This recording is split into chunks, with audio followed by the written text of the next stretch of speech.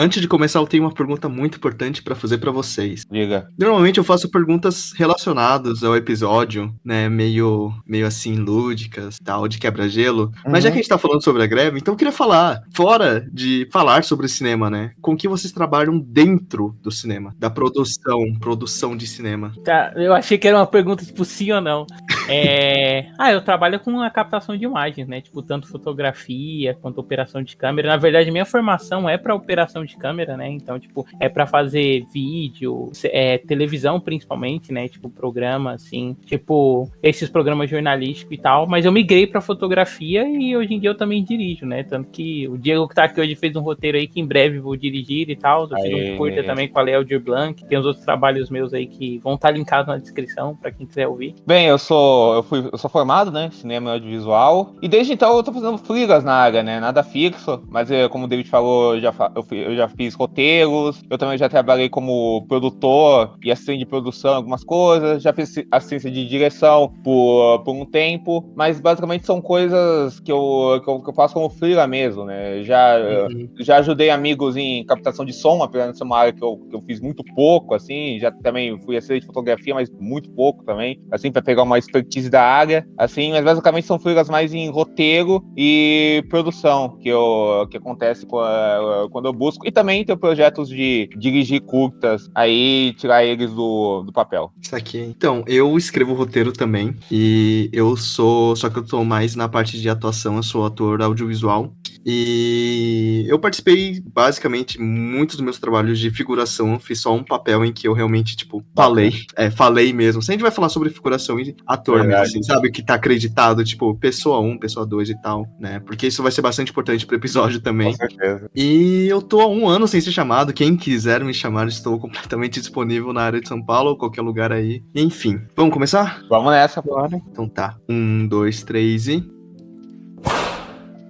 Bom dia, boa tarde ou boa noite, entusiasta de plantão, aqui quem fala é o Fernando Schoit, e hoje temos 2 convidados. O primeiro é o David, do podcast do Pinguim Dançarino, que tá com a gente há 20 episódios exatos.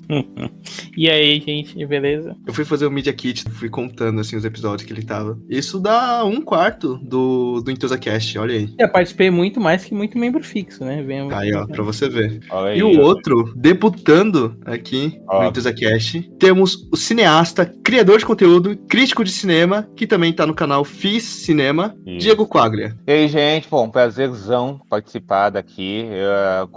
O Soji já apresentou minhas redes. Tava sonhando com esse momento que eu ia debutar no podcast. Até tava falando isso em off com o David quando ele falou da notícia, né? Eu fiquei todo felizinho, assim, né? Dei salto até. Não, zoeira, mas fiquei muito feliz. Mas eu também, Soji, assim, só pra dar uma divulgada, além do canal Fiz Cinema, onde eu faço críticas e análises variadas sobre filmes aí, tanto lançamentos quanto outros filmes mais que não estão nesse circuito de lançamentos. Eu também tenho um podcast que chama Sábado de Ser Legenda, que o David é o nosso convidado mais recorrente, né? O Soji um dia vai estrear lá também, com certeza. Eu já ouvi falar, eu não sabia que era você que fazia. Sim, sou eu, Camila Henriques e Vice Cecelinha. A gente faz um podcast sobre filmes estilo supercine, assim, sabe? Os filmes que se enquadram nessa categoria. Legal. E hoje a gente vai falar sobre a greve dos roteiristas, a greve dos atores, o que tá rolando em Hollywood no momento. Hey everybody, Mark Ruffalo here at the WGA strike, showing solidarity with our brothers and sisters from the Writers Guild, asking the Directors Guild to join us, and soon the SAG Guild. Absolutely. Will you be prepared to strike as well? Yeah, absolutely. No, I'm very much in support of all the unions, and I'm a part of SAG. Let's hope that whatever happens, it's with the purpose of reaching resolutions quickly so that people can go back to work.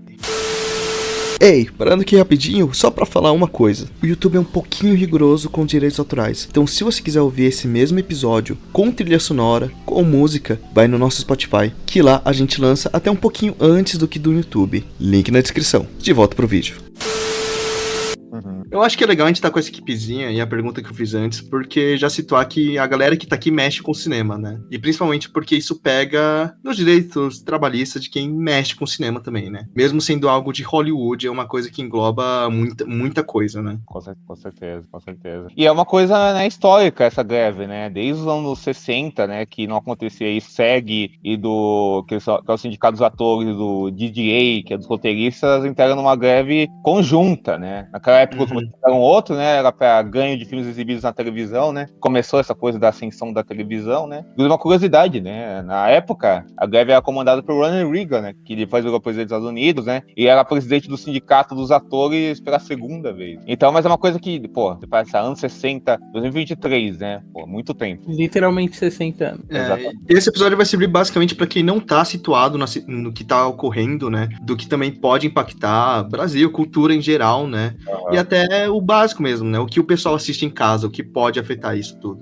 Mas eu acho que é importante mesmo, antes de começar, a gente explicitar, né? Qual a importância do roteirista, do ator, do figurante, todo mundo dentro do set. É que é um pouco complicado, até porque, por exemplo, a definição que a gente vai fazer aqui vale mais para um cenário de série de TV e muito mais para série de TV estadunidense, né? Sim, e querendo ou não, a nossa vivência aqui foram em sets menores, né? Mais independentes no Brasil e tal. Mas lá, principalmente, né? O roteiro é uma parte essencial, assim, de como as séries são compostas, né? Tipo, os showrunners da série, no geral, o papel deles é de grande cabeça, assim, na concepção visual da série, né? Mas como essa concepção visual, tipo, ela vai estar sendo realizada através dos diretores que o showrunner vai escolher, né? Então é isso dele escolher o meu diretor que melhor casa, assim, com a estética do roteiro. Eu acho que, pegando, por exemplo, um caso de uma série que não é americana, né? Pra dar de exemplo, apesar da greve ser americana. Em Doctor Who tinha muito isso, né? Que o Russell T. Davies, que era o roteirista da série, ele queria um roteiro que fosse X. Ele chamava um autor que lidava melhor com literatura gótica, porque ele queria um episódio gótico, sabe? Aí o diretor se organizava em torno disso. Isso também rola nos Estados Unidos, né? Você pode ver que pessoas tipo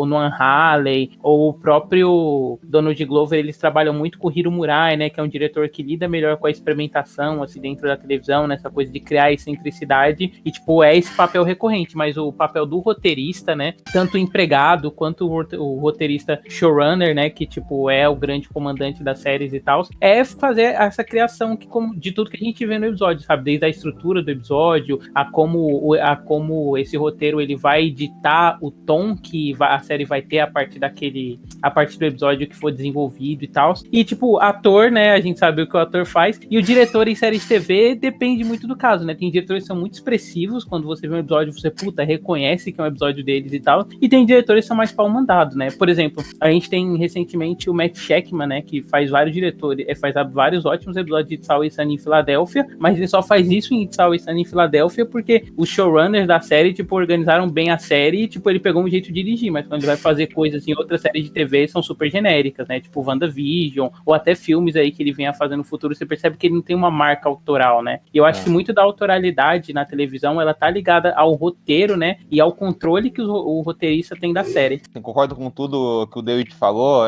É como ele disse, né? O roteirista na televisão, ele geralmente quase sempre o showrunner é o roteirista da série, né? O cara que criou a série, ou o cara que é chamado para desenvolver a série e coordenar tanto a equipe, que é a sala dos roteiristas, né? Que é dessa sala dos roteiristas que vão ser discutidas as ideias de como desenvolver a narrativa da série, quanto também na hora do set, na hora da gravação, ele que vai aprovar as escolhas de como aquela série vai ser exposta visualmente e cenicamente. Tem uma história que quando o David Chase tá fazendo Sopranos, ele é o criador do roteiro de Sopranos, de showrunner, alguém foi perguntar uma coisa pro diretor, alguma escolha que tinha que fazer e perguntar pro diretor qual escolha melhor. Aí um cara chegou pra ele e falou, não, amigo, você não tá entendendo, aqui o diretor não apita nada, aí que você fala com o David Chase, que é o cara da série. Ele nem tava dirigindo o episódio, mas ele quer aprovar as escolhas, né? Então o diretor, na televisão, tem um trabalho muito mais de ser um cara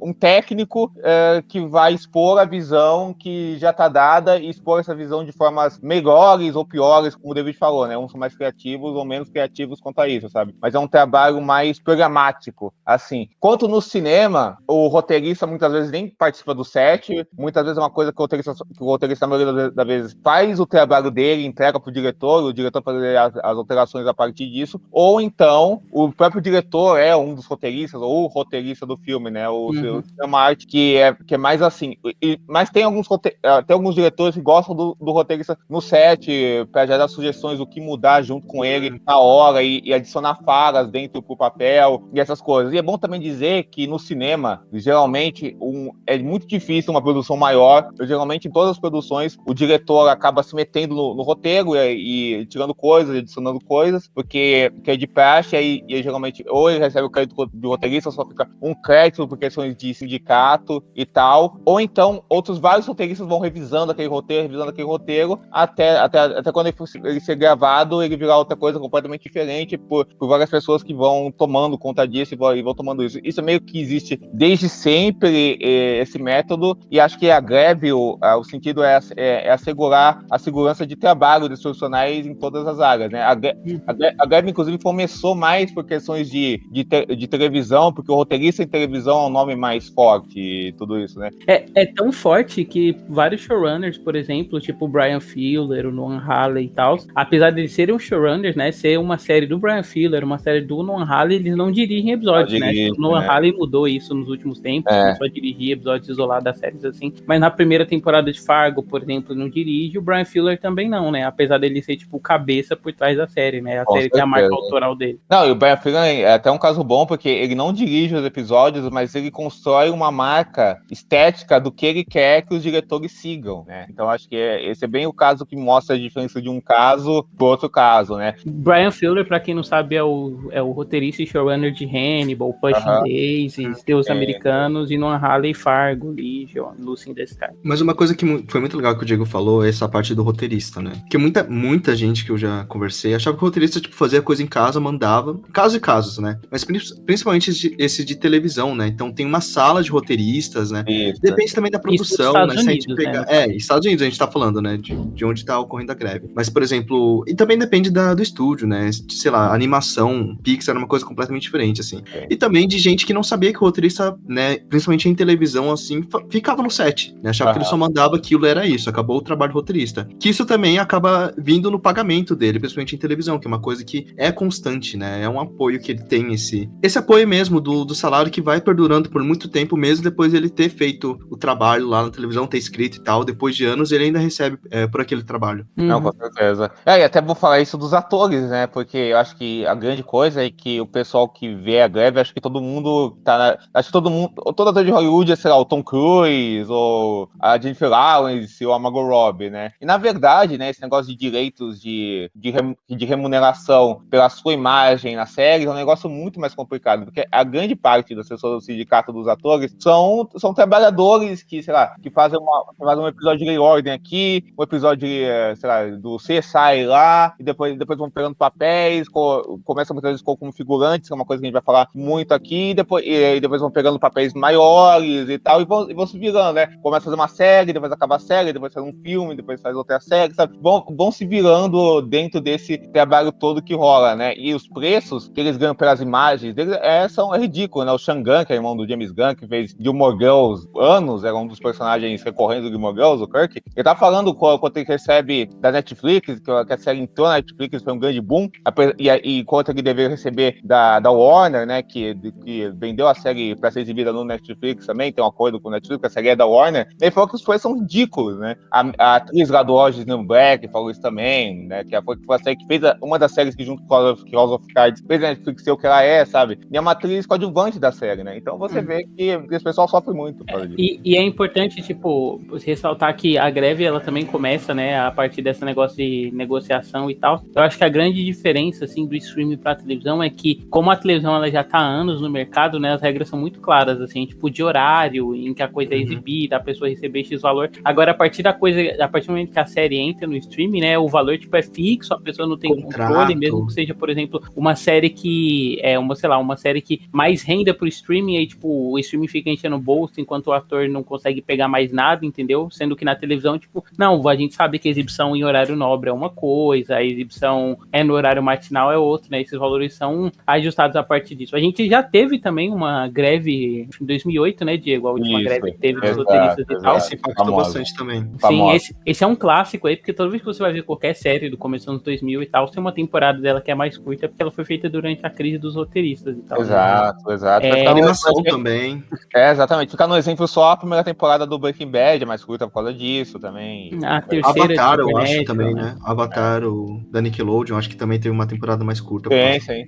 Mas uma coisa que também eu queria deixar claro pros ouvintes é uma coisa que o Diego falou, né? Do ator e do figurante, né? Figuração. Que o figurante é aquele cara que aparece no fundo, né? Tá fazendo uma cena e tal. Às vezes é o cara que tá andando na rua, às vezes é o cara que tá mexendo no telefone e tal. Muitos desses casos, principalmente, né, Hollywood e tal, essas pessoas não são pagas normalmente às vezes em cachê e tal. Às vezes eles estão lá ou porque querem aparecer, né, na TV e tal, quer dar uma participaçãozinha ali, ou às vezes porque, dependendo do set, a pessoa quer construir, além da imagem dela, também construir uma relação, né, com quem tá trabalhando e tal, né, que, falando assim, em cinema independente é muito mais fácil, né, quem faz figuração quem quer virar ator acaba entrando pela figuração, e o ator, mas você fala, aquele cara apareceu e só fez tal fala, só fez tal coisa, normalmente ele não é figurante, porque às vezes o nome dele tá acreditado, porque às vezes tá no roteiro, né? Homem 2, fala tal fala. Nesse ponto você já é um ator ali, entendeu? E essa greve também é pra ajudar essa galera, né? Com certeza. E também tem o fato, né, que tem um perigo muito forte, porque com os avanços da inteligência artificial, isso mexe com o emprego de muita gente, né? Mas, por exemplo, você pode criar vários figurantes digitalmente. Pode criar todos os figurantes digitalmente. E isso fode o trabalho dos figurantes, né? Então, essa é uma das seguranças que os atores querem para que a profissão de figurante não acabe, porque já existe isso desses filmes épicos, sei lá, um filme do Ridley Scott, por exemplo, ele precisa de um Napoleão da vida, ele precisa de uma cena com vários figurantes, né? Aí ele compra um acervo de imagem, replica ele, né, cria 2 camadas e aí acabou, o pessoal não precisa trabalhar. Não precisa trabalhar, exatamente. Isso já é feito, só que é feito para aumentar até agora, né, assim, mas isso pode acabar completamente com o emprego das pessoas, né? E também é feito sem as pessoas saibam, isso que as pessoas fiquem sabendo o que falam, né? Acho que foi alguma série da Marvel que pegaram... Usaram abertura em inteligência artificial, em invasão secreta. Exatamente. E além disso, pegaram os dados das faces dos atores, como o David falou, assim, e eles assinaram o contrato sem saber direito, né? E já tem armazenado os dados deles lá, assim, para criar a imagem deles a partir disso, sabe? Assim, isso é muito perigoso, né? Porque se quiser criar aquele ator 1000 vezes para fazer figuração, você consegue, assim. E o pessoal já tá indignado por causa disso, sabe? Porque não sabe, eu meio por cima e assinou por assinar e depois se arrependeu, sabe? É porque o figurante também já sofre bastante, né? Até aqui mesmo no Brasil, eu já vi casos e casos de figurante que, tipo, foi muito... Assim, nossa, sofreu um pouquinho, assim, na mão da produtora, né? Eu fico muito feliz porque boa parte dos meus trabalhos são pela Arica, e a Arica é super legal com figurante e tal, a gente conversa e tal com todo mundo, é tudo muito igual, assim. Mas outros casos em que, tipo assim, beleza, os atores comem um banquete aqui na frente dos figurantes que vão receber um lanchinho, sabe? Uma maçã, às vezes. Mas às vezes nada mesmo, né? O figurante não come, deixa ele lá o dia inteiro lá trabalhando, né? E esses casos também acabam, mesmo que a gente tá falando do Brasil, né? Em Hollywood também, né? Não passa percebido, né? Principalmente essa parte trabalhista. Com certeza. E é foda porque, tipo assim, a partir do momento que você replica, né? Você, tipo, acaba com uma demanda de trabalho, assim, do pessoal que é figurante. E é um pessoal que, às vezes, através da figuração, vai fazendo carreira, né? Você pega, por exemplo, a Janet McCurdy, né? Que hoje em dia tá aposentada e tal. Mas o histórico dela, de começo de atriz, era fazer figuração, assim, infantil, né? Em série de TV e tal. Aquele ator que fez Breaking Bad, esqueci o nome dele, que fez o outro Bad. Bryan Cranston, ele mesmo. Sim, ele também começou em figuração. Também. Mas sabe, você começa... Por exemplo, eu fiz um curta chamado Strippers, que é com o Juliano Lucas. Juliano Lucas, ele é um diretor de Portugal, ele é dublador do professor de La Casa do Papel e tal, né? Ele dublou também Rick e Morty e tal. Eu fui fazer uma figuração num curta dele, uma figuração, tipo, tinha 5 figurantes. Aí teve uma fala que eu disse e ele gostou. Ele falou, não, fala essa fala de novo. Eu fui falando. Chegou no ponto que ele falou assim, beleza. No momento que virou minha fala, ele falou, mano, vamos acreditar o menino. E aí foi isso. Figuração pra ator mesmo, assim. E porque cinema independente é muito fácil você alavancar nisso, né? Por isso que eu tô falando, você é ator, começa como figurante. Às vezes você pode pegar um negócio muito legal, ou às vezes não, né? Depende da produtora que você vai trabalhar. Sim, com certeza. Você pode ser muito explorado, né? Uma coisa, pra quem quer começar como ator e tal, cuidado pra não ser explorado. Não só ator, a parte técnica também, né? Em qualquer área, assim. Mas a área artística é muito... Qual o nome? Acordo de cavalheiro, né? Que se fala. Eu acho que é bem isso. Né? Às vezes essa impessoalidade, né, da área artística tóxica, né? Essa coisa muito casual que rola nela, assim, essa informalidade, na verdade, bom, o negócio de a gente falar é esse. Isso cria um território fácil para que cometa abusos e absurdos, né? Você faça um trabalho e não receba nada por ele. A gente tá cansado de ouvir falar disso, sabe? Tipo, só você vai começar assim, é uma vitrine para você, e aí vai nessa, a pessoa nunca recebeu, né? Então isso é muito complicado. É tipo, vamos fazer esse projeto, você não vai receber, mas pelo menos você vai aparecer teu rosto ali, o pessoal vai te reconhecer e tal. Não vai nessa, assim. Né? Ou aceitar um salário muito pequeno, porque às vezes isso pode entrar no seu currículo que você aceitou tal salário e o pessoal vai explorar isso, vai continuar pegando ali, entendeu? Tipo, se ele faz esse serviço, então vamos pagar esse serviço pra você, e vai só naquela quantia. Tem umas questões nessa greve também, que são questões muito também da vida, tipo, das pessoas, sabe? O futuro, por exemplo, maiores fundos de pensão, eles estão querendo, melhores planos de saúde, eles estão querendo, e também coisas que vão além dessa coisa de quanto funciona o pagamento de série para série, de produção para produção, essa questão que você falou do sistema independente, da produção maior, assim, o quanto uma série de maior orçamento precisa pagar para você, quanto uma série de menor orçamento pagar para você, um filme de maior orçamento, um filme de menor orçamento, um filme de maior orçamento, eles estão querendo organizar tudo isso certinho, né, o sindicato, porque, por exemplo, a Netflix diz que ela não é um grande orçamento, mas ela é a que mais promove para introjetar dinheiro nas produções dela e para divulgar as produções dela, mas ela diz que ela não precisa pagar o mesmo orçamento que um estúdio gigante de Hollywood, sabe? Então tem tudo isso que está sendo visto, e também a preocupação com o futuro dessas pessoas e com o dia a dia do bolso delas. Sim. Antes disso, antes de a gente entrar realmente, a gente já tá falando da greve, né? Mas antes de entrar nisso, eu queria perguntar quais foram as situações que acabaram originando a greve, a situação da Hollywood. Essa situação da greve, ela tá sendo falada desde o ano desde o ano anterior, né? Porque a gente já via acusações, né, com esse avanço do chat GPT e da inteligência artificial, um interesse dos grandes produtores e dos estúdios usando isso para qualquer ideia deles, né? Por exemplo, o chat GPT cria um roteiro a partir dele, e os roteiristas só dão uma ajustada nele, né? Ou escrevem uma base a partir desse roteiro, o que para os roteiristas é um grande absurdo, sabe? Então isso já está sendo falado muito desde o ano passado e até o começo desse ano, né? E também, lógico, essa ascensão dos streamings, né? E cada vez mais os estúdios fazendo os seus próprios streamings, porque antigamente o que é? Tinha a Netflix, os estúdios licenciavam os filmes delas para a Netflix. Agora você tem o Max, você tem o streaming da Paramount, a Amazon Prime Video que sempre teve também. E muitas séries que, tipo assim, o licenciamento dela para na partir do momento que ela é exclusiva de streaming, né? Então, por exemplo, uma série que é do Max e tal, você vai receber aquela grana do Max que a gente já mostrou, né? Que, tipo, é um modelo meio... o modelo de streaming é um modelo meio inacessível, assim, tipo, quanto ele paga para as pessoas e tal, e agora é de um streaming só, né? E aí o sindicato roteiristas que começou isso, começaram a falar com o sindicato roteiristas que começou mais a ser ativo nesse sentido, eles começaram a tentar negociar com os produtores do estúdio de Hollywood, não estava indo para frente, e em maio desse ano que começou a greve por parte dos roteiristas. Os atores que também veem seus empregos ameaçados por causa disso, porque a gente está vendo, né, essa questão dessas grandes produções de Marvel, de Disney, de filmes super-herói da Warner, a gente vê cada vez mais essa questão de criar os atores a partir de inteligência artificial ou a partir dos efeitos do filme, né? Então você cria, por exemplo, você consegue rejuvenescer Harrison Ford, criar um boneco rejuvenescido com Harrison Ford a partir disso, sabe? Como foi nesse Indiana Jones novo que teve, sabe? E aí tem todas as questões que a gente tá falando também, né? De você ver o seu emprego ameaçado por conta disso. O próprio Bryan Cranston, né, que a gente citou aqui, né? Falou de você os estúdios substituírem os atores por robôs e tudo isso. Então os atores, percebendo isso, se juntaram aos roteiristas logo em seguida.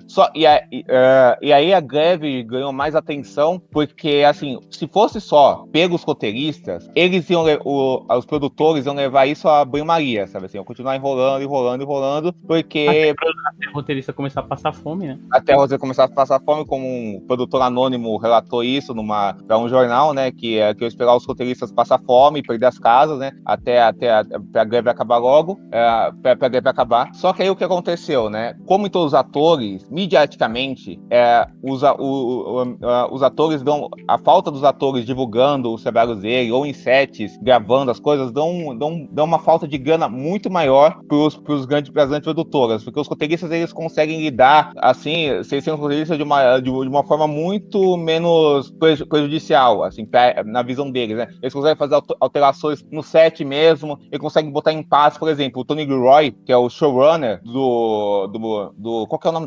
do Cara, eu Andor. não conheço. Andor, que é o showrunner do Andor. Ele, por exemplo, ele é do sindicato dos roteiristas, ele tava em greve. Só que ele também é do sindicato dos produtores e dos diretores. E ele não tava trabalhando no Andor por causa disso. Só que aí a Disney ligou pra ele e falou: cara, você pode ser roteirista da série, mas você também é produtor, então vem trabalhar aqui, sabe? Então, porque você é o showrunner da série e você é produtor da série. Então, ele teve que trabalhar na série mesmo assim, sabe? Então tem esse espaço, tem esses impasses. Tem muito roteirista que tá na greve, que também é diretor e tá na greve por causa disso. O Edgar Wright, o exemplo, vários que estão apoiando a greve. São diretores, que o sindicato dos diretores não tá em greve, porque o sindicato dos diretores, historicamente, não é de greve, e é muito mais próximo ao sindicato de produtores do que o sindicato dos roteiristas, por esse contato maior, né, dos diretores com os produtores e tal. Assim, mas muitos diretores estão em greve porque também são roteiristas. Então tem tudo isso, sabe? Christopher Nolan, né? Exatamente.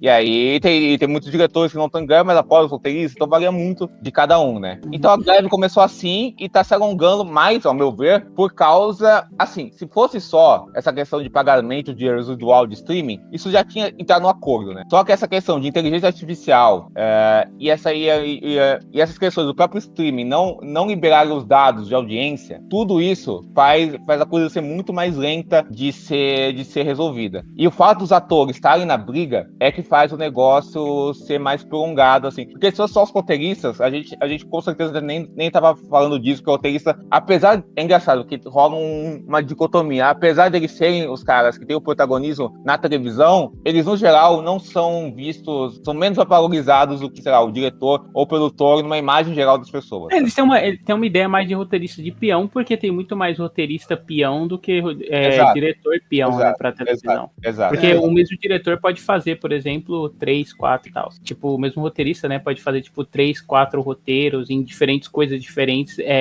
pra diferentes séries em diferentes locais dos Estados Unidos, né? Já o diretor tem que estar lá presencialmente. Exato. E como que a gente falou, os efeitos da greve, por só os roteiristas, são reivindicações e requerimentos que eles querem muito mais pra televisão, entre aspas, ou entende-se, séries de streaming, do que pro cinema, sabe? Assim, tanto é que os efeitos da greve dos anos 2000, por mais que tenha atingido o cinema também, atingiram muito mais, de forma muito maior, a televisão do que as séries mesmo. Tanto é que você vê os principais nomes por trás dessa greve dos roteiristas, são esses showrunners, tipo David Simon, Michael Schur e por aí vai. Porque com o streaming tá tendo uma demanda muito grande, né? Uhum. E esse negócio dos streamers não mostrarem os dados de audiência deixa também uma falta de confiança, né? Porque a gente vê umas decisões sendo feitas pelos streamings hoje em dia, você fica, cara, a própria Netflix que deu aquele negócio de compartilhamento de senha, sabe? A própria Disney que lançou aquele flop absurdo que foi Invasão Secreta, gastou não sei quantos milhões lá em marketing também, sabe? Mas eu vejo, assim, né? Tem até um artigo da Vanity Fair que acusa os streamings de estarem entrando numa bolha, mas, tipo, pra mim isso, tipo, sempre foi um fato constatado, assim, que o streaming ia virar uma bolha a partir do momento que todo mundo começasse a fazer o seu, sabe? Porque o streaming, se a gente for parar pra ver, ele é um modelo de negócio, assim, que ele é quase um esquema de pirâmide, né? No sentido de que, tipo, sabe quando seus amigos te chamam pra, faz o seguinte, vamos entrar num negócio aqui, e aí, tipo, todo mundo dá R$10, aí entra R$100, você indica mais pessoas, e conforme vai entrando, o dinheiro vai rodando, uma hora você ganha R$100. A lógica do streaming é mais ou menos essa, né? Porque você tem um catálogo de filme X, que você paga o negócio do licenciamento e tal,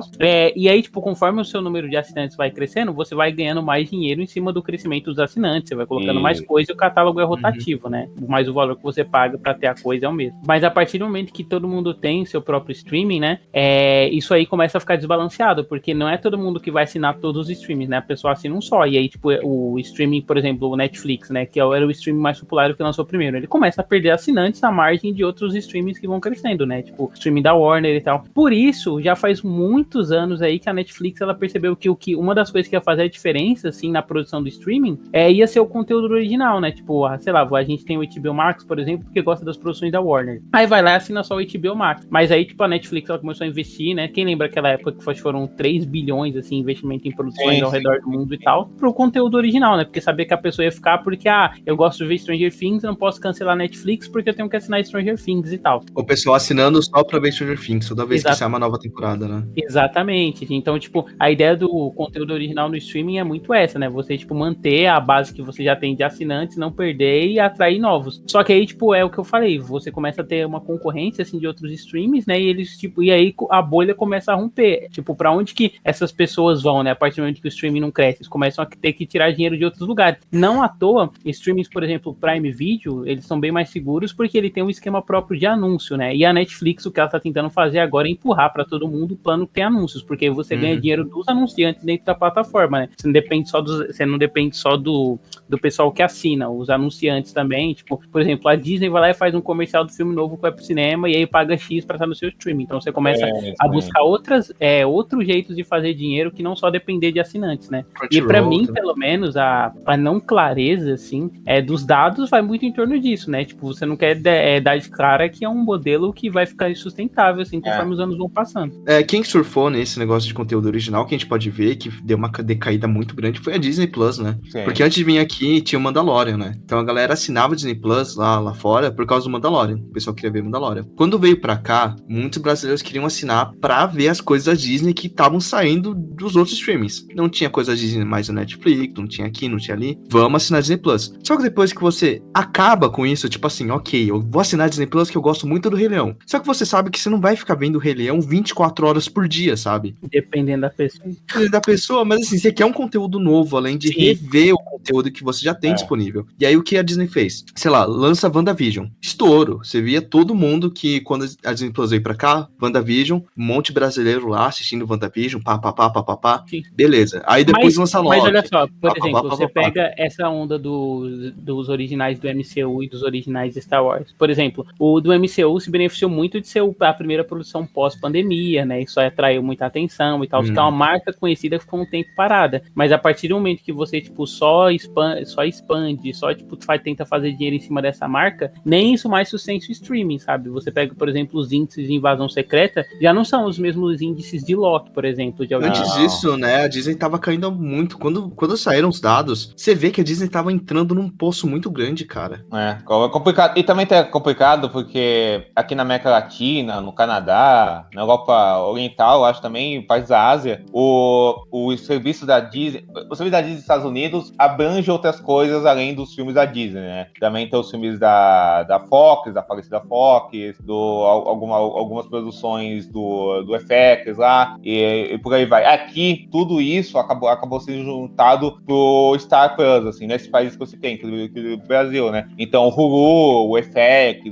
os filmes da Century Studios, e por aí vai, aquela Fox, a Century Produções, as coisas de ser o mais adulto da Disney, né? Porque lá fora nos Estados Unidos você tem o espaço que é a Disney Livre e você tem o espaço que é o Disney Plus para adultos, que abrange tudo isso, tipo, por exemplo, parte disso, porque aí tem o Hulu, que é o streaming deles também, mas que tem outras coisas além disso, aqui juntou tudo isso, né? Na verdade, eu acho que a fragmentação maior rola nesses países, por exemplo, o Brasil, né, a América Latina, que virou, tipo, meio festa, assim, para esse pessoal, porque eles podem lançar 20 streamings no país, porque não tem uma regulamentação correta. Exato, né? Tem isso também. Porque, por exemplo, em Portugal, não. Lá em Portugal, o Star Plus é uma aba dentro do Disney Plus, né? Lá cada empresa pode ter um. Aqui no Brasil teve o Disney Plus, né? Ele trouxe muito conteúdo nacional. O HBO tem o HBO América Latina também, que trouxe muitas produções brasileiras. E também porque todos isso pra televisão, né? Todo canal brasileiro tinha que ter pelo menos não sei quantas horas 3 horas de programação, 3 horas de programação brasileira. Então você vê, sei lá, pegar desenho, Cartoon Network, indo atrás, sabe? Vai lá, pega, sei lá, Tromba Trem, Mão de Orel e vai botando assim. Tanto que teve aquela área só de nacional na Cartoon, era Hora Brazuca, alguma coisa assim. Isso. Então... Mas é engraçado você falar disso, Soji, porque lógico que o Brasil a situação é muito diferente, muito mais precária, né? Nessa questão dos streamings e das produções, dos direitos dos atores e dos roteiristas. Mas é bom dizer que, assim, quando esses streamings vieram pro Brasil, a gente estava numa época de governo Bolsonaro, muitos ataques à cultura, e isso tudo foi visto como, tipo, uma salvação, porque os streamings estão investindo no próprio bolso para fazer suas produções e tal. Só que, qual que é o problema? Você fica dependendo do streaming exclusivamente justamente você tá dependendo de pessoas que recebem direcionamentos estrangeiros e que fica tudo ao bel prazer deles, sabe? E que não dá pra ser confiante quanto a isso. Acaba não fomentando, tipo, uma indústria nacional própria, né? Exato.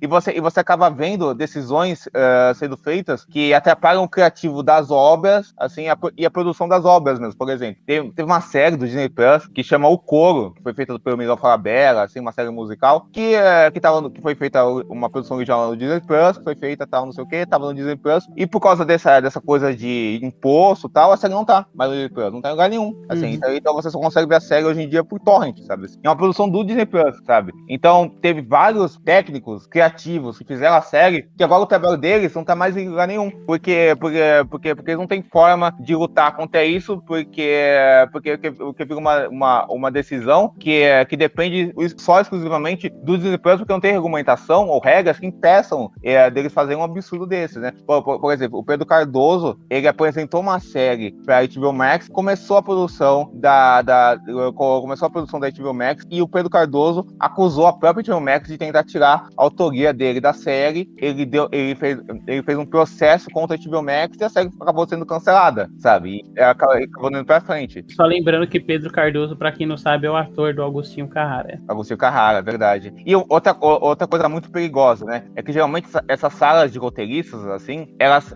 aqui no Brasil, existe essa tática de salas de roteiristas, mas é diferente das salas de roteiristas lá fora. Porque na sala de roteiristas lá fora, na verdade, existe uma hierarquia do showrunner, que comanda a sala e tal, assim, e dos outros roteiristas apresentando ideias, e cada um tem sua tarefa própria. Aqui, geralmente, é muito mais precarizado, no sentido que a sala dos roteiristas seguem ideias já impostas pelos produtores da série, que são geralmente os executivos desses streamings e tal. Então é meio que uma deformação desse sistema que repele muito mais a voz dessas pessoas, né? Eu já soube de amigas roteiristas, né? Trouxeram um conceito para a sala de roteiristas 1, e esse conceito foi totalmente deturpado e virou outra coisa. Assim. Não, um caso famoso aí que o Diego contou uma vez é de um roteiro que originalmente foi vendido pra Netflix como um Todo Mundo Odeia o Chris no Brasil, e aí, tipo, a Netflix mudou de um jeito que virou essa série com a Demara, né? Que Exatamente, tá aí no streaming hoje. Exatamente. Sabe? Virou tipo um pastiche essa série de Multishow, sabe? Que rola. Então acaba sendo isso, sabe? Mais modernosa, mas ainda um pastiche de Multishow. Então acaba sendo isso, sabe? Então aqui são condições muito mais precárias, os sindicatos no geral, tanto que roteiristas quanto de atores aqui no Brasil, são muito... menos organizados, né? Muito mais organizados, tem muito menos força, assim, e são muito menos unidos também. Então tá muito complicado pra eles. Isso, apesar né, não romantizando os Estados Unidos aqui, longe disso, né? Potência imperialista aí, a gente tem que ficar meio que foda. Mas, tipo, isso é uma coisa que funciona muito lá, essa questão do sindicato, né? Tem uma história famosa de Sete, que eu nunca soube se é verdade ou não, né? Mas na minha cronologia pessoal então vou trazer ela aqui, que o James Cameron foi pegar a câmera pra fazer uma filmagem do set, né? Tirar uma foto e tal. E aí, você tem essa equipe de sindicato, todo mundo, tipo, encarou ele assim, sabe? Porque ele tá mexendo num negócio de fotografia, que não é a área dele. E aí, tipo, lá pesa muito, né, essa coisa do sindicato. Então o diretor assumiu uma função que não é a dele no set, uma coisa que fode já, tipo, no meio da produção, né? Com certeza. Não, e é bom que se diga, né? Os sindicatos dos artistas lá são muito fortes nesse sentido, né? Porque sindicato nos Estados Unidos, geralmente, de outras categorias, dependendo da categoria, não são tão fortes. Aqui no Brasil, as leis trabalhistas são mais avançadas nas categorias. Mas nessa categoria é invertido isso, sabe? Os sindicatos dos artistas lá tem muito esse poder, e aqui não tanto, assim, nesse sentido, assim, ou quase nada, né? Até um poder nos sindicatos dos Estados Unidos, né? Assim, às vezes até meio, assim, dogmático, assim, no sentido que várias pessoas que realmente contribuíram para certas áreas não puderam receber créditos por essas áreas por causa de regrinhas do sindicato e burocracia dos sindicatos. Então, nesse sentido, é ruim. Mas em outros sentidos, para você ganhar causas e reivindicar direitos, é muito bom, porque tem isso, né? Então, é o que importa. Teve a Lei Paulo Gustavo, né? Que deu um incentivo aqui no Brasil. Sim. Aqui em Atibaia salvou muito o audiovisual. Mas a Lei Paulo Gustavo, né? E por consequência... Na verdade, falei Aldir Blanc, a Paulo Gustavo é essa que tá vindo aí, né? Mas, foi justamente porque você tinha um fundo pra cultura, né? Que tava parado há muito tempo, e, tipo, o pessoal finalmente tirou esse dinheiro que tava parado, e isso fomentou a produção cultural, né? Ótimo. Acho que você deve ter trabalhado com alguma coisa de Aldir Blanc também, né, Choit? Eu trabalhei, o Diego trabalhou, então, tipo, foi um negócio que, assim, fomentou a produção cultural e, tipo, gerou muito emprego, porque eu consegui contratar pessoas com com isso Com para fazer o certeza. curta, conseguir contratar atores, pagar, por exemplo, pessoa que faz design, né, para fazer logo, fazer pôster. Então, tipo, e é legal porque esses modelos de lei, né, eles sempre vêm com um negocinho de produção certinho para você cumprir. Então é um negócio que, assim, não tem como a gente... É um negócio que dá para tirar um dinheiro, mas, tipo, não tem como aproveitar muito, só que é bom, né, porque tá fomentando o trabalho dentro do audiovisual, até entre os pequenos produtores, assim, né, porque no final você faz uma declaraçãozinha, mostrando onde que cada coisa foi gasta, entrega pro governo e tal. É que a galera esquece os outros gastos, né? O pessoal acha que é tipo só pagar o ator, mas você esquece do tempo Comida, diário. Comida, sanitário, sabe? Tudo que envolve isso. Tudo isso, locação. Transporte, óbvio. Pandemia, né, tipo, que a gente precisou comprar, por exemplo, álcool em gel e máscara pra usar nos sets e tal.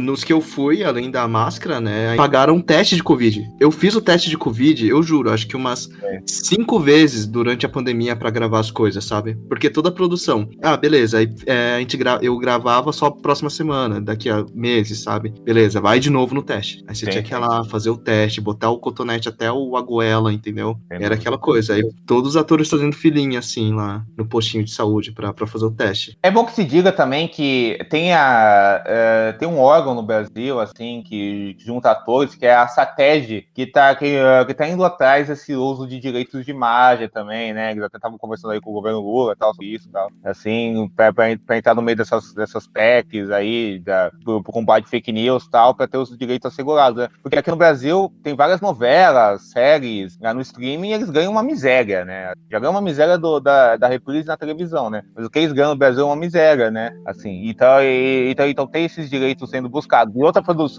produção muito ameaçada com esse negócio de inteligência artificial de dublador, né? Talvez seja mais ameaçada ainda, né? Porque essa imagem, os avanços na inteligência artificial ainda estão a passos, tal, assim. Em voz, assim, a gente já tem avanços maiores, né? E para você reproduzir uma voz de um ator gringo, é muito fácil, né? Aí fica aquele negócio sem emoção, sem um trabalho artístico, uma pessoa que te dê verdade naquilo, assim, só uma voz robotizada, que é o que os estúdios vão querer por menos custo, menos trabalho, assim, aí fica uma pasteurização total da arte como um todo. Não é uma tecnologia que agregue a arte desse aqui, né? Você pensa que o trabalho do roteirista não vai ser criar nada, vai ser só lá revisar, sabe, que o trabalho do diretor vai ser só montar o filme no computador e nem ir no set. Isso tudo é uma loucura muito grande, né? Porque vai tirar cada vez mais a verdade, algo genuíno desses trabalhos, e fica tudo uma robotização. Os estúdios já é melhor, porque a maioria desses grandes estúdios já trabalham com conteúdos pasteurizados, né? Pasteurização, né? Então para eles não faz diferença desse estilo, sabe? É até importante destacar para os nossos ouvintes, né? Que, tipo, é importante que a gente se posicione a favor desse tipo de coisa, porque, querendo ou não, né? No fim das contas, essa greve, por mais que, tipo, ela esteja falando especificamente do contexto de produção e da vida dos atores e tal, isso vai se refletir muito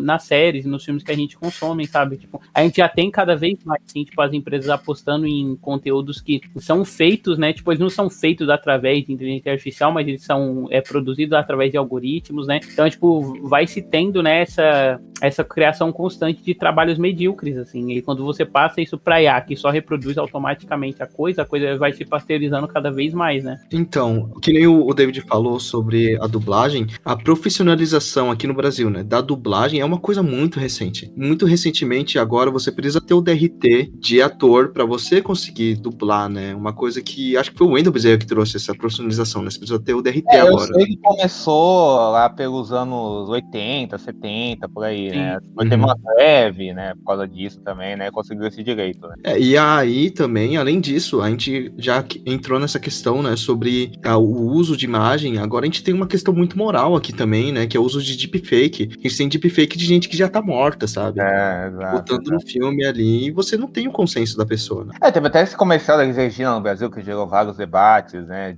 sobre moralidade também, sobre o quanto aquilo é um negócio nojento, né, você vê aquilo, né, o quanto aquilo parece falso, né, assim, né, o quanto você usa a imagem de uma pessoa, assim, que já morreu só para criar algo totalmente artificial com ela, e desbravando isso do jeito mais fácil possível, né? Então eu acho que, assim, tipo, apesar disso ser um problema moral, né, eu acho que, tipo, a gente, quando vai falar dessas discussões, assim, eu acho que é muito mais importante se pautar pelo material, né? Sim. Tipo, como que isso vai ser feito, entendeu? Um ator vai interpretar a Elis Regina e depois vai ser passado, tipo, eles vão usar o deepfake em cima do osso do ator, como é que vai ficar de processo de produção? Porque, querendo ou não, tipo, a pauta moral é um negócio meio discutir Sexo dos Anjos, né? Que é tipo, a gente, isso vai ser certo ou vai ser errado e a coisa vai continuar sendo feita. É um negócio muito individual, né, David? Vai ter gente que vai achar que nem você, vai ter gente que não vai achar que nem você, não vai ficar ofendido como você. Então não tem como ter um senso comum nesse sentido, né? Como você falou.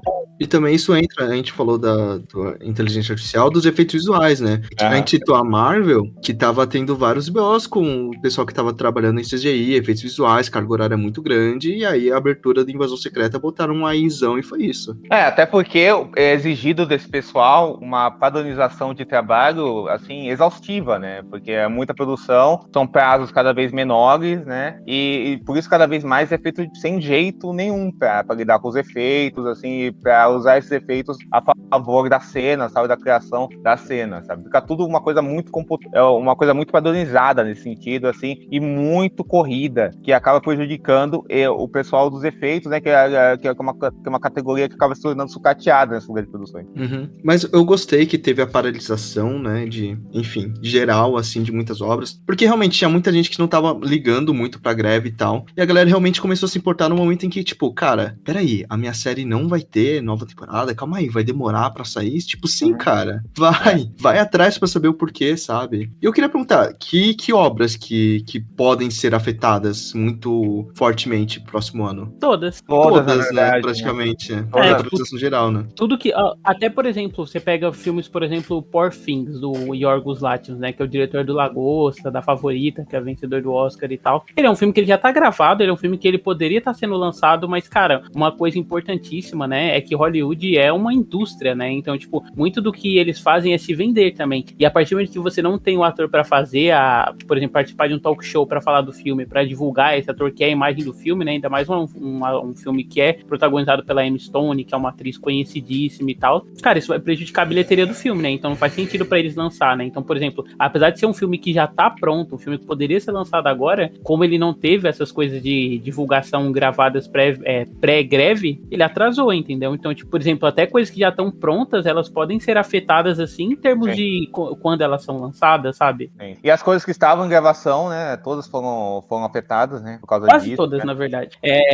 Tipo assim, a maioria das produções foram afetadas, com exceções de séries que não são estadunidenses, né, porque fora dos Estados Unidos não tá rolando a greve, então, Doctor Who, ou, sei lá, a terceira temporada de Heartstopper, né, que eu desconfio que eles vão começar a gravar em breve aí, tipo, elas não vão ser afetadas porque não são séries que são gravadas nos Estados Unidos, né, a própria série do Alien, que ela também tá sendo gravada na Noruega, não é afetada, mas, e outras coisas que também não são afetadas são as produções da A24, porque apesar dos estúdios como um todo, né, esses grandes estúdios, eles não toparem as exigências dos roteiristas e dos atores, a A24 já é uma produtora que topou, então as produções da A24, elas estão sendo gravadas durante a greve, assim, os autores têm autorização do sindicato para tanto fazer a divulgação, quanto continuar atuando nos filmes e séries da A24. E além da A24, outras produtoras independentes ou menores conseguiram licença por causa desses motivos que o David falou, né, e porque o sindicato não vê elas como as grandes opositoras que eles têm que conseguir os direitos, assim, diferente dos grandes estúdios, sabe? Mas isso tá gerando até umas controvérsias entre os mesmos sindicatos, sabe, assim, tem muita gente falando, tipo assim,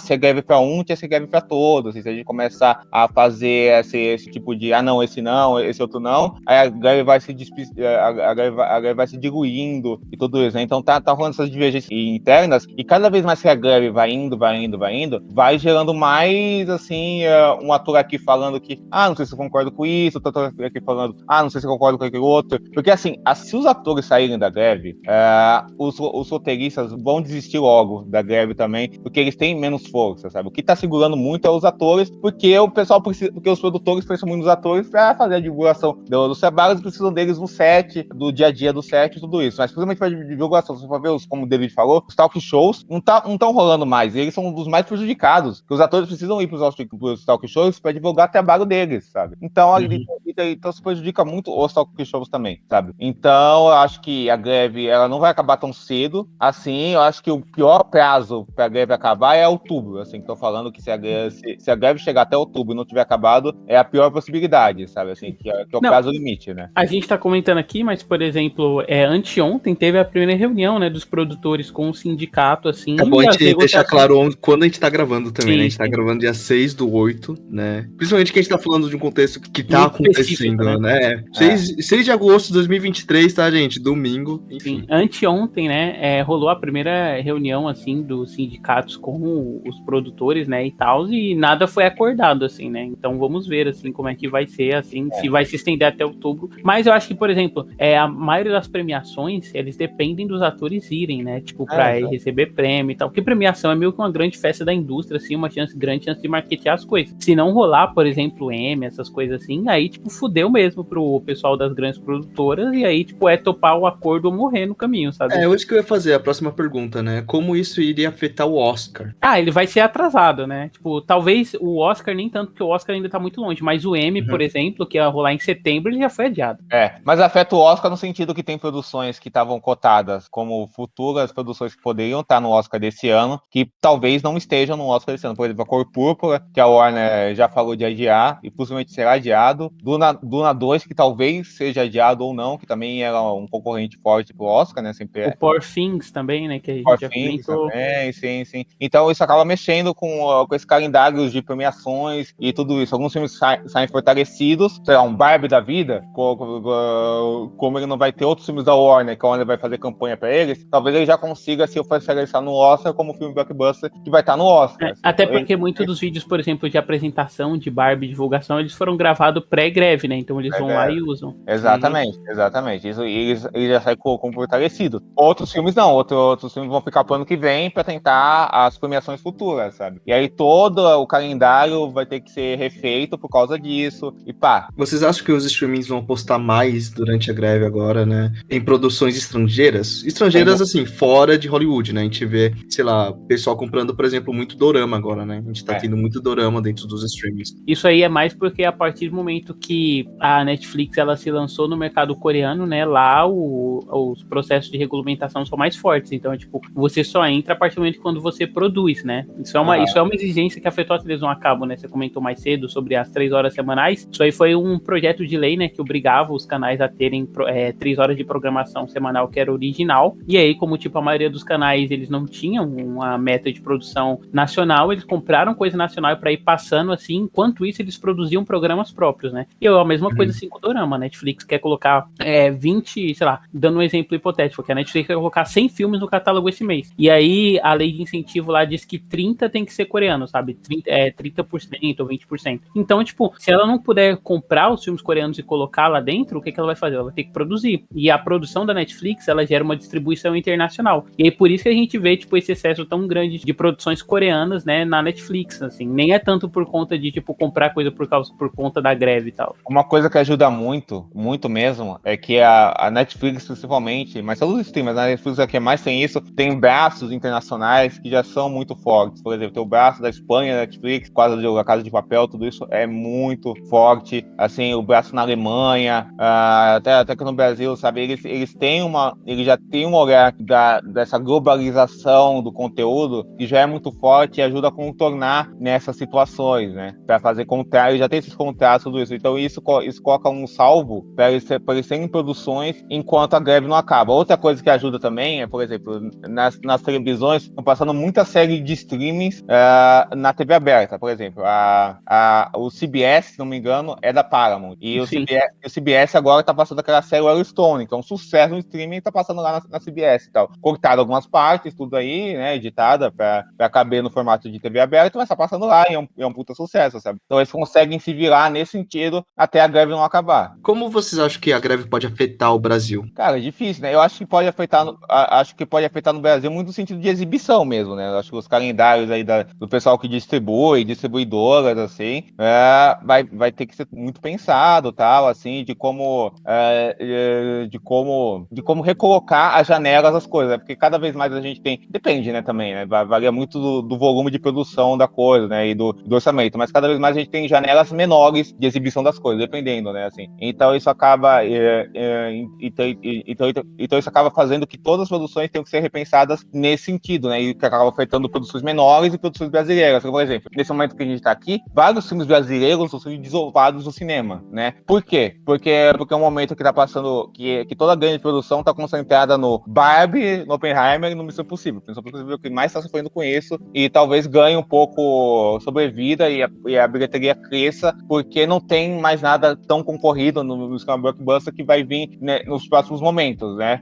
A mesma coisa aconteceu com Elementos, que é um filme que tava fracassando e conseguiu se salvar, e a bilheteria dele ser boa por causa disso, né? No final das contas, é um filme que conseguiu se pagar tudo mais. Então, acho que afeta mais os outros países por conta disso, assim, sabe? Por conta dessa questão de janelas, e talvez afete no sentido de mostrar de mostrar e conscientizar as pessoas das lutas internas que possa se ter nos próprios países. Só que elas são muito mais complicadas por causa que a gente não tem tantas ferramentas como eles têm lá fora. Com essas mudanças, com essas greves, que mudanças vocês acham que podem vir nos streamings? Começa aí, David. Cara, então, eu acho que, tipo, as mudanças no geral, primeiro vão ser as cobradas, né, pelos roteiristas, que é essa coisa de você, tipo, receber melhor e ter um valor claro, assim, que você vai receber em relação a como a produção tá.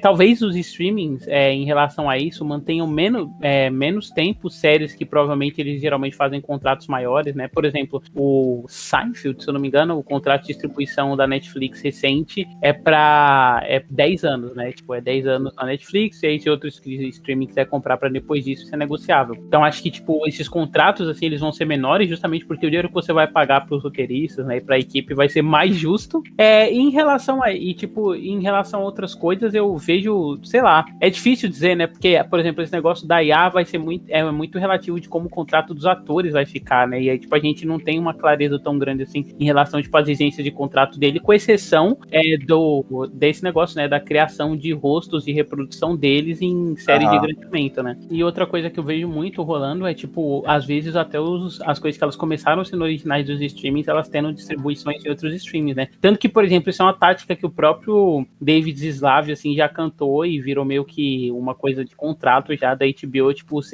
redistribuir coisas delas através dos streamings, né? Produções que são originais da HBO, algo que foi totalmente, qual que é a palavra? Mas que não foi aceito, assim, pela mesa da HBO, né? Dos executivos e tal, porque acho que perde um pouco o sentido de você ter um conteúdo que é original da HBO e ele tá, por exemplo, pra Netflix, mas que, tipo, é uma medida que o Zaslav ditou, assim, pra Warner, e agora as séries da HBO a gente vai ver em outros streamings, né? E é um bom jeito, por exemplo, de você manter a série no streaming, você manter a sua marca aquecida sem que você esteja pagando imposto dela no seu streaming, sabe? Você poder estar na HBO e na Netflix, por exemplo. Um exemplo disso nesse mês de agosto vai ter Insecure na Netflix, né? Um negócio impensável. Que é uma série original HBO. Da Issa Rae e tal, e tudo isso, né? Mas uma coisa boa pra se falar é que, tipo assim, num cenário pessimista, é aquele cenário que os roteiristas, os atores ganham umas migalhas por isso de falar que fez, só que no geral a lógica toda coisa não mudou muito, sabe? Assim, que é uma possibilidade também que pode acontecer, porque essa greve não pode estar segurando, ela não pode ser segurada eternamente, né? Porque uma cadeia de produção, muita gente depende dessa cadeia. Então ela não vai ser segurada eternamente, sabe? Então, se a corda mais fraca for provada, serem os roteiristas e serem os atores, né? Somente se os atores deixarem de apoiar os roteiristas, né? E botarem o corpo fora, aí a situação fica muito complicada pro futuro, né? Das produções, das grandes produções, né? E até as pequenas, né? Porque também estão nessa cadeia de produção que tem tudo isso. A greve serviu de muita importância pra galera começar a ver os roteiristas, né? Ver esses atores mais de baixo, além das celebridades, né? Porque muita gente acha que são uma celebridade e tal, então eles estão na greve, mas é mais pelos direitos da galera que tá mais embaixo dos atores ali, né? Uma coisa boa que teve, né, foi falar uma coisa boa que teve, também foram os atores que têm um grande nome e grana, doando, né, pro sindicato e tal. Mark Ruffalo tava lá fazendo um monte de coisa também, um monte de atores assim.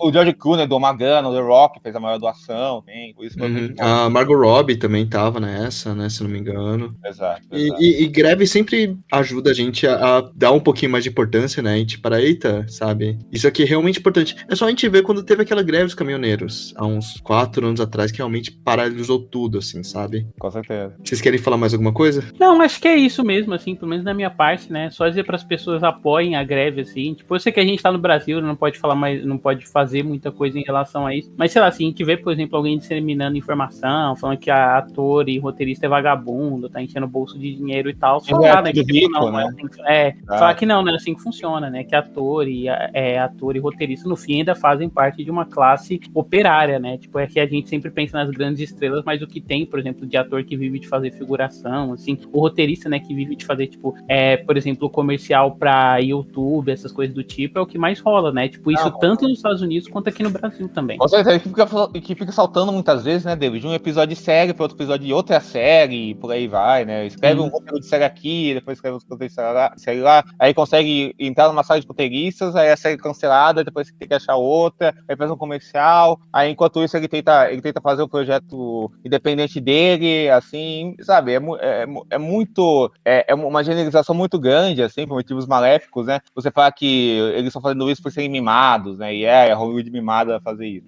Ó, a gente já falou aqui o que cada um faz na parte do cinema, então já finalizando, né? Onde a gente pode encontrar vocês falando sobre cinema, né? O contato de vocês, enfim. Então, você pode me encontrar no meu canal, chama Fiz Cinema. Toda semana tem um vídeo, né? Sobre cinema, audiovisual, sobre alguma coisa desse sentido. E também tô no Sábado Sem Legenda, nos piores e melhores agregadores de podcasts aí, falando sobre filmes estilo Super Cine. Tem vários episódios com o David, muitos mesmos. São 3. Porra, mas isso aí é mais do que muita gente, pô. O podcast é um bebê ainda, sabe? Então, pô, se divirtam lá. E é isso, gente, pô, prazerzão ter participado hoje, foi um ótimo A papo. gente que agradece. A gente já fez cabine aí junto, com o EntusiaCast Diego. Verdade.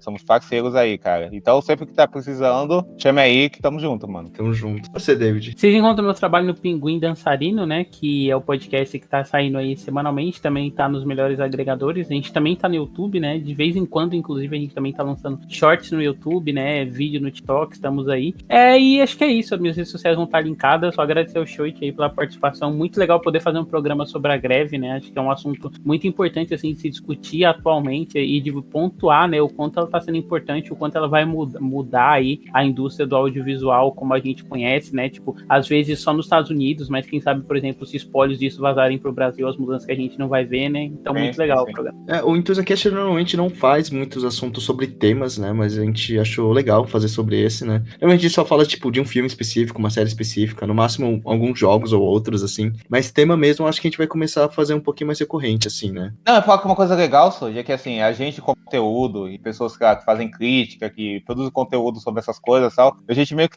pode ver ser meio emocionado, mas acho que não é, porque é uma coisa muito histórica, importante. A gente tá vendo várias coisas, né, da história sendo feita aos nossos olhos, né, assim, então é importante a gente fazer coisas também para capturar um momento em que a gente analisa esse momento específico que estamos vivendo da história, né, ainda mais um momento tão marcante quanto esse, né, como a gente fala disso, faz conteúdo sobre isso, e tem espaços para falar disso. Então, esse episódio vai estar sempre aqui, então, vai estar marcado o episódio, eu chuto que vai ser episódio 83, caso não dê algum erro, e também vai estar no YouTube. A gente começou o YouTube recentemente, né, e a gente tá lançando no YouTube uma semana depois do que do Spotify. Então, se você tá no YouTube e você tá achando muito silencioso e tal, a gente tirou todas as músicas, toda a trilha sonora, tá? Realmente só pra... Procura uma trilha de trilha no royalties, que no YouTube tem várias. Assim.